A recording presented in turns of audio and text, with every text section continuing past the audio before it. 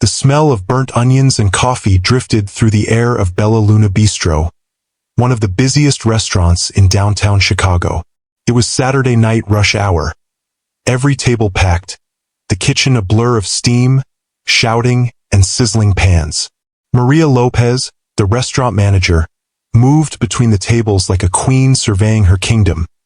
Black heels clicking sharply against the tiled floor, a clipboard in hand, her headset buzzing with updates from the kitchen. To most, she looked composed, a woman who had clawed her way into management with confidence and control. But to her staff she was intimidating. Efficient, yes, but cold. In the back, past the swinging metal door, Derek Hayes stood elbow-deep in a mountain of dirty dishes. The hot water stung his hands, steam fogging up his glasses. He worked quickly, quietly, rhythmically, scrape, rinse, rack, repeat. Derek was in his late 30s, tall but modest in presence, the kind of man people overlooked in a crowd. His uniform was clean, but worn, his shoes taped at the soles. "Derek, move faster."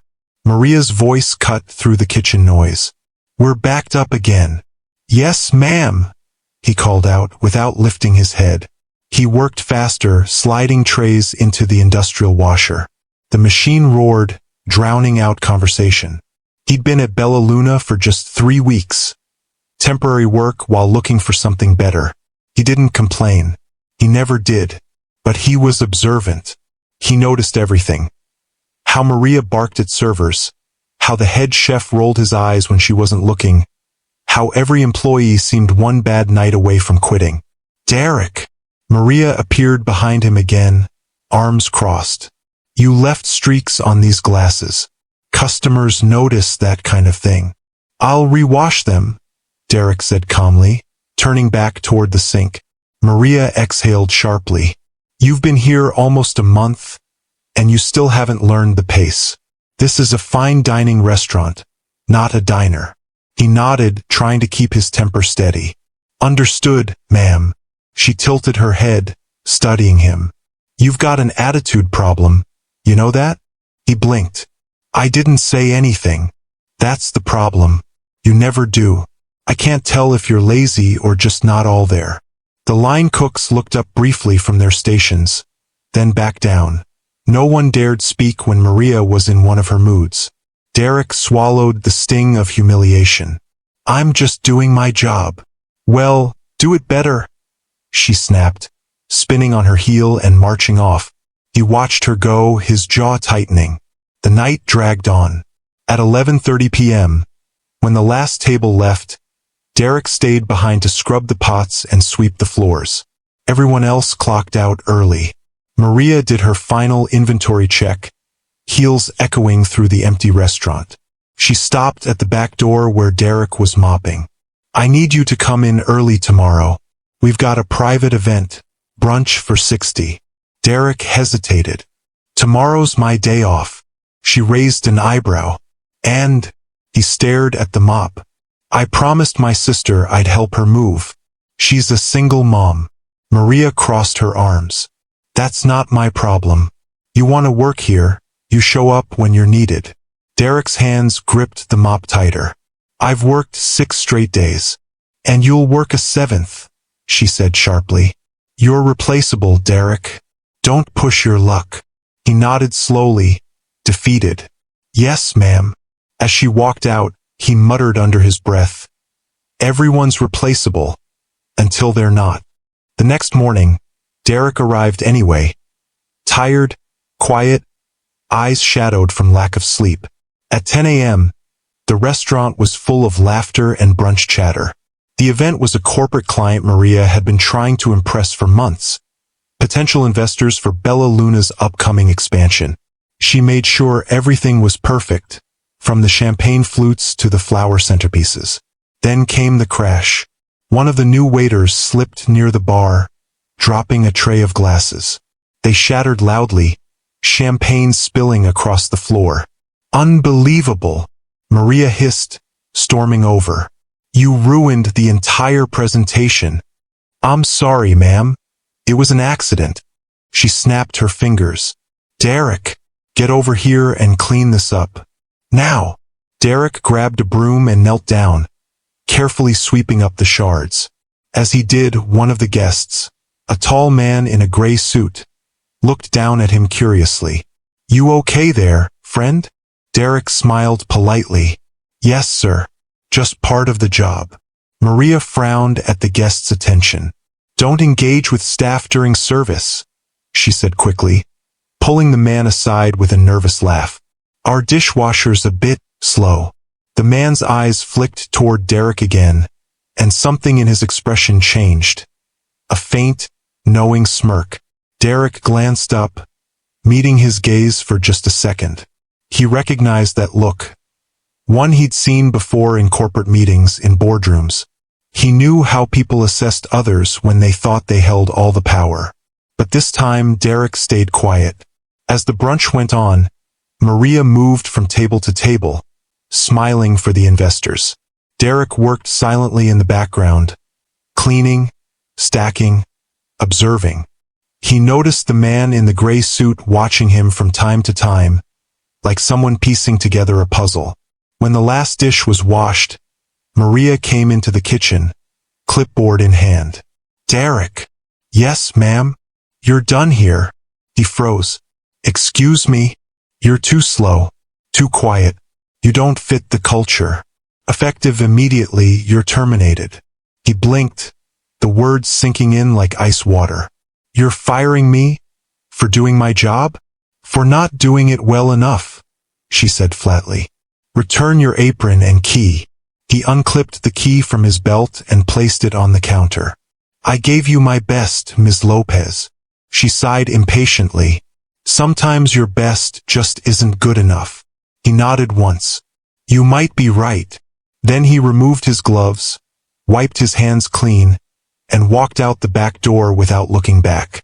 Maria watched him go, muttering to herself, I don't have time for mediocrity. She didn't know it yet, but by the same time tomorrow, the man she just fired would be the one signing her paycheck.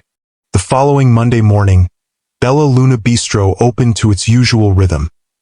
Espresso machines humming, waiters rehearsing the day's specials, and Maria striding through the restaurant with her usual confidence. But there was something different about the air. A quiet murmur running through the staff. The assistant manager, Jordan, kept glancing toward the front door, whispering to the hostess. Even the head chef seemed more polished than usual, his white coat spotless for once. Maria adjusted her blazer. What's going on? Why's everyone acting like the Pope's about to visit? Jordan swallowed hard. Corporate's coming by today. Maria frowned. Corporate? For what? They didn't say. Just that the new owner is doing a walkthrough. Apparently, he wants to meet the entire staff. Maria's pen froze midair. New owner. Jordan nodded nervously. Yeah, I heard the parent company got bought out. Some private investor stepped in last week. Big deal. Like, millionaire level. Maria's stomach twisted, but she brushed it off. Doesn't matter, she thought. Whoever it is, I'll impress them. I always do. At 10:30 sharp, the glass doors opened, and the chatter stopped. A tall man in a charcoal gray suit walked in, accompanied by two people from corporate. He had an easy confidence, not the loud arrogance Maria often saw in executives, but something steadier. His posture was straight, his stride calm. Maria plastered on her brightest smile and hurried forward. Welcome to Bella Luna. I'm Maria Lopez, the general manager. The man smiled faintly, removing his sunglasses. Good morning, Ms. Lopez. Her voice faltered. Mister? He extended his hand. Derek Hayes. Her heart stopped. For a full second, she just stared, the name registering before the face did. The clean-shaven jaw, the composed eyes. Gone was the tired dishwasher in faded clothes. This man looked like he belonged on the cover of Forbes. You, she whispered, her throat tightening. You're the man who used to wash your dishes, Derek said quietly. His tone wasn't cruel. If anything, it was calm, measured, almost kind. But today, I'm here in a different capacity. Maria's voice shook. You're the new owner? Derek turned slightly toward the corporate reps. Majority shareholder, actually. I acquired the parent chain last week. Jordan dropped his pen behind the counter. A server gasped audibly. The kitchen staff peeked through the swinging door, whispering in disbelief. Maria's smile cracked, her professional mask slipping. I don't understand. How is this possible? Derek's gaze was steady. You'd be surprised what a man can do when people underestimate him long enough. He took a slow walk through the restaurant, running his hand along the counter. You kept a good ship here, Maria. I'll give you that. The numbers are solid. But I've been reviewing staff reports. He stopped, turning toward her. And I noticed something concerning. She swallowed. What's that? The turnover rate, he said. 9 employees left in 6 months. 3 filed HR complaints about mistreatment. Maria stiffened. Those were underperformers. Lazy. I can't tolerate people who don't respect the standard I've built here. Derek nodded slowly. I know that line. I've heard it before. Usually from people who confuse leadership with control. She said nothing. He looked toward Jordan. Would you gather the team, please? I'd like to address everyone. Within minutes, the entire staff stood in a semicircle near the host's stand. Cooks in aprons, servers clutching menus, busboys shifting nervously. Maria stood near the front, arms crossed, face pale. Derek took a breath. Most of you know me as the guy who worked in the kitchen last month. Some of you probably wondered what I was doing here. The truth is, I wanted to see how this restaurant operated from the ground up, not as an investor but as a worker. I wanted to know how people are treated when no one's watching. Murmurs rippled through the room. He glanced at Maria. And I saw a lot. Maria opened her mouth, but he raised a hand gently. You don't need to defend yourself. The truth speaks louder than excuses. He turned back to the team. From today forward, Bella Luna will run differently. Everyone here matters, from dishwasher to chef. Respect isn't optional. It's policy. The staff erupted in soft applause. A few of them even smiled for the first time in weeks. Maria blinked rapidly. Mr. Hayes, Derek, he corrected calmly. You can call me Derek. We don't do titles here. Just teamwork. She forced a shaky laugh. Of course, Derek. I suppose congratulations are in order. Thank you, he said, meeting her eyes. And as for you, Maria, I want to discuss your role later today. Privately. Her stomach dropped. My role? Yes, Derek said simply. Every leader deserves an evaluation, especially from those they've led. The staff exchanged glances, trying not to smile.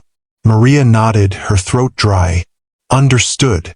Derek gave one last look around the room, his restaurant now, and said quietly, let's make this place somewhere people are proud to work in. The applause this time was genuine.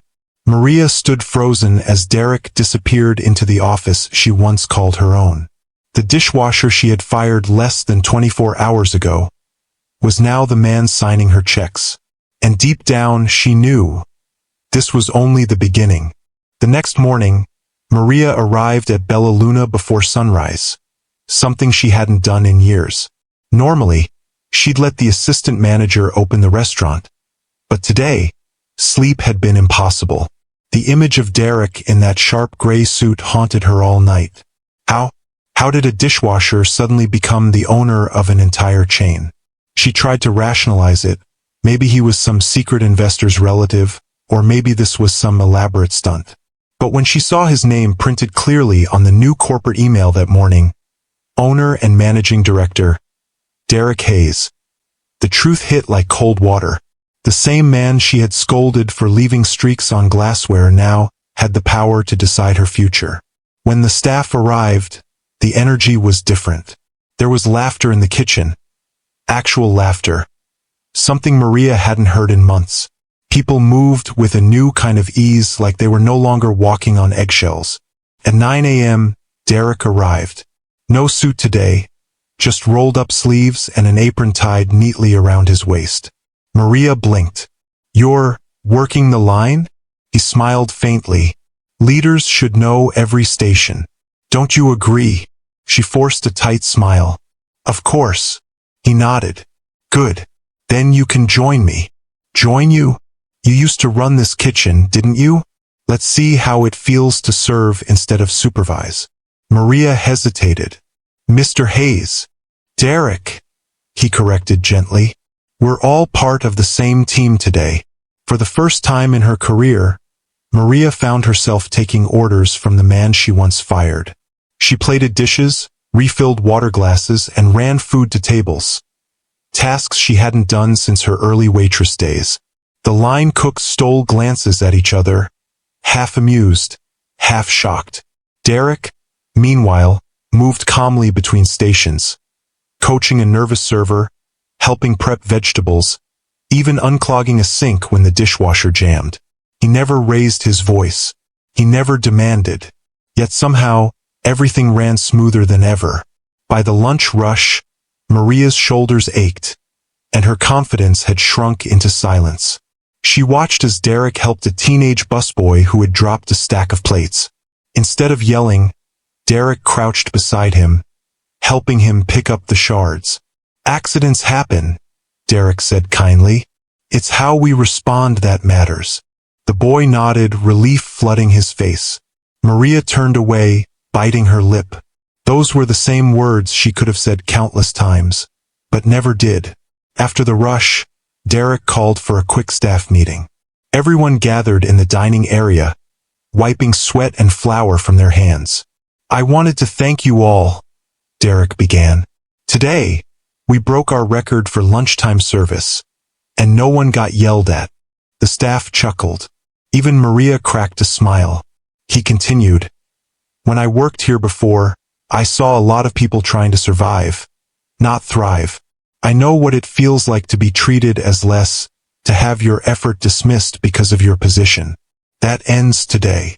He looked around the room. "Every person here has a voice. Every role matters. Because no business runs without the people who care." The servers clapped. A few even teared up quietly. Then Derek's tone shifted slightly, still calm, but firmer. "Now, some of you have asked what will happen with management. Let me be clear, we're not firing anyone.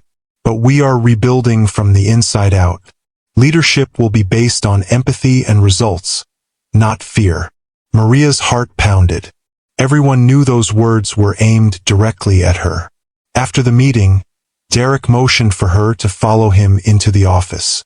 She entered nervously. The office, once her domain, felt smaller now. Derek sat behind the desk she used to claim as hers. He gestured for her to sit. "You've been with this restaurant a long time, Maria. You built systems, trained staff, kept the numbers healthy. For that, I owe you credit." She exhaled in relief. "Thank you. I worked hard to." "But," Derek said softly, cutting her off, "you also built fear. You kept order through control, not respect." Her throat tightened. "I demanded excellence. And drove half your team away doing it," he replied. "You saw people as tools, not humans. You made them afraid to fail. That's not leadership, Maria. That's management without a heart." Her eyes glistened. "So, what are you saying?" "I'm saying I'm not here to punish you," Derek said. "I'm offering you a chance to grow. I want you to stay, but under one condition." "What condition?" "That you learn what it means to lead by example, not intimidation." She stared at him, confused. "You want me to stay?" He nodded. "You're talented. I don't waste talent. But you'll be reporting directly to me. And you'll start from the floor up, assistant manager. Observe. Listen. Relearn." Maria sat there in stunned silence. No humiliation. No revenge.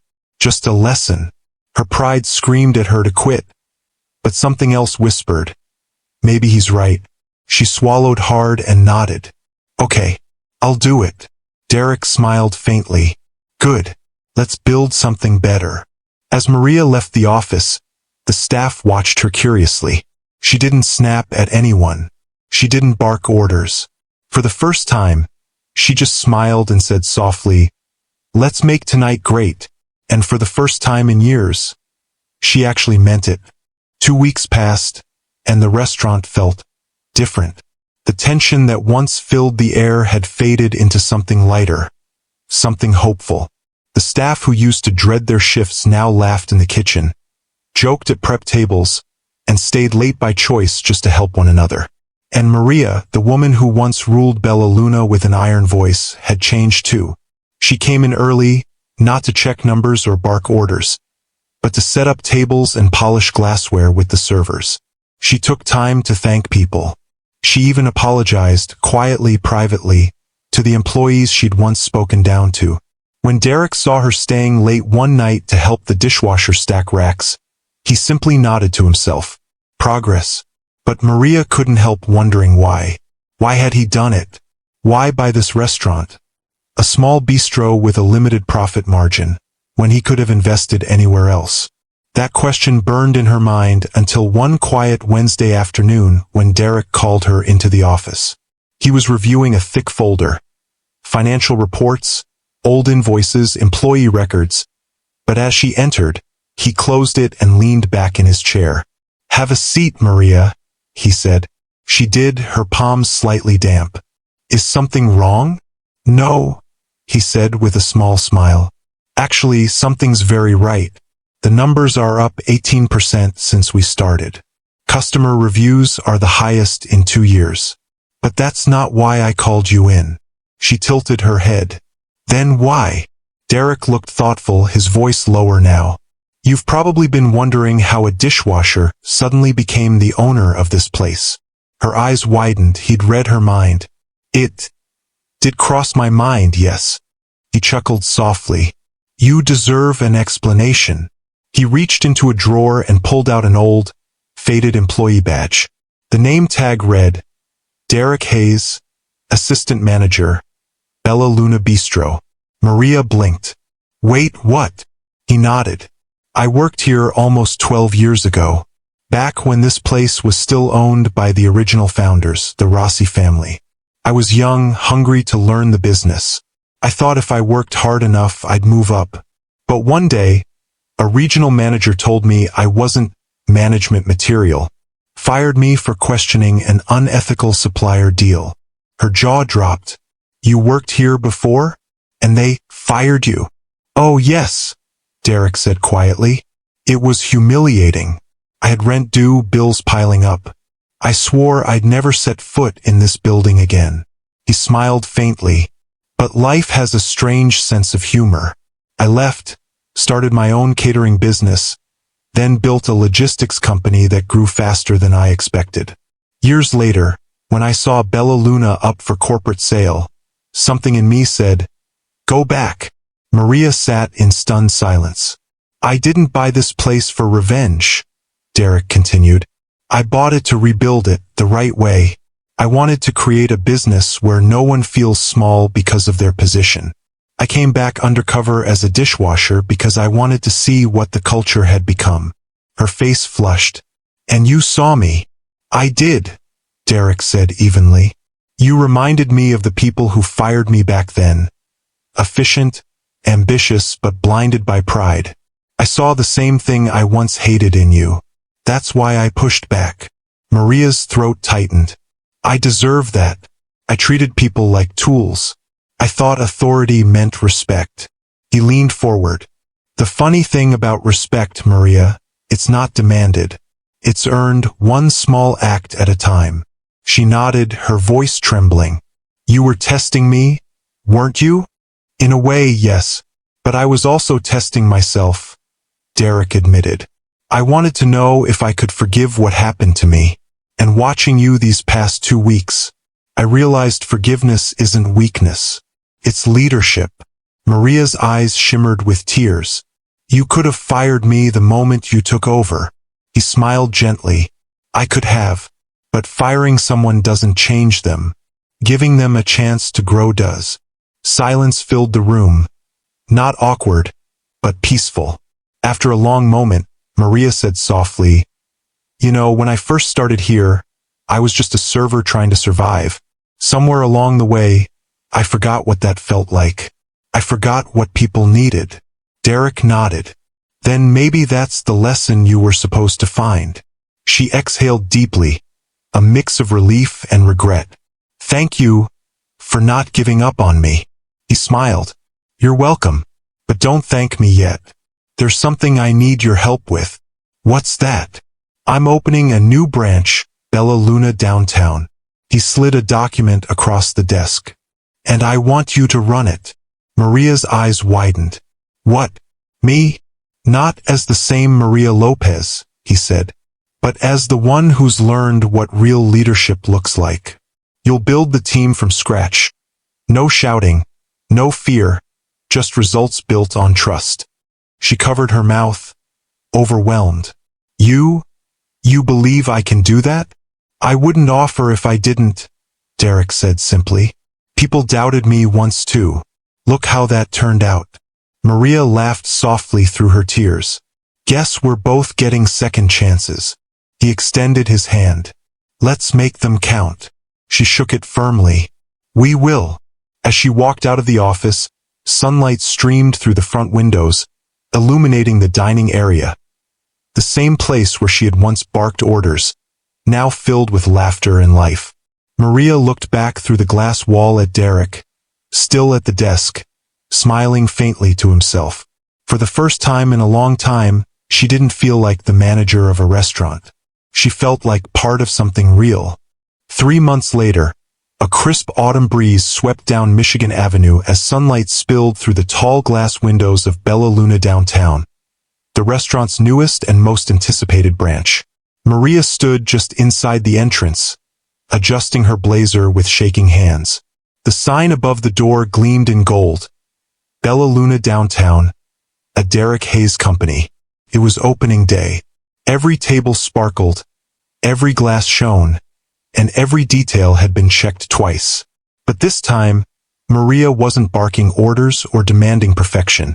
She was leading with calm focus, listening, guiding, encouraging. Behind her, Derek watched quietly from a distance, a proud smile forming as he saw her giving direction with grace, not fear. "Good morning, everyone," Maria said to the team. A dozen new hires from all walks of life. A college student server, a single mom hostess, a former line cook from a diner, and yes, even a dishwasher named Eddie, who looked nervous on his first day. Maria smiled warmly at him. "Eddie, don't worry about the rush. Just breathe. You've got this." Eddie nodded, exhaling with relief. "Thanks, ma'am." "No, ma'am," she said gently. "We're a team here. Call me Maria." A ripple of laughter spread through the kitchen, not out of mockery, but respect. By noon, the restaurant buzzed with life. Tables filled quickly. Customers raved about the service. And for the first time, Maria didn't hide in the office during the chaos. She worked the floor herself, greeting guests, helping the staff when they stumbled, even plating dishes beside the chefs when the orders piled up. At one point, a customer spilled coffee across a white tablecloth. The waiter panicked, rushing to clean it up. Maria calmly knelt down beside him and smiled. "It's just coffee. We'll fix it together." The guest, a middle-aged woman, looked impressed. "You must be the manager." Maria nodded. "I am, but I'm also part of the cleanup crew." The woman laughed softly. "You don't see that often these days." Maria smiled. "You will hear." That evening, when the dinner crowd slowed, Derek entered quietly through the back door. The restaurant glowed with soft daylight fading into warm dusk, the kind of golden hour light that made everything feel cinematic. Maria spotted him and straightened her posture, brushing her hands on her apron. "Well, boss, you made it." He grinned. "Boss? I thought we dropped titles." She laughed. "Fair point. You're just Derek now. Or maybe silent investor." "Silent?" he said, raising an eyebrow. "I don't think anyone's ever called me that." They both laughed. He glanced around, impressed.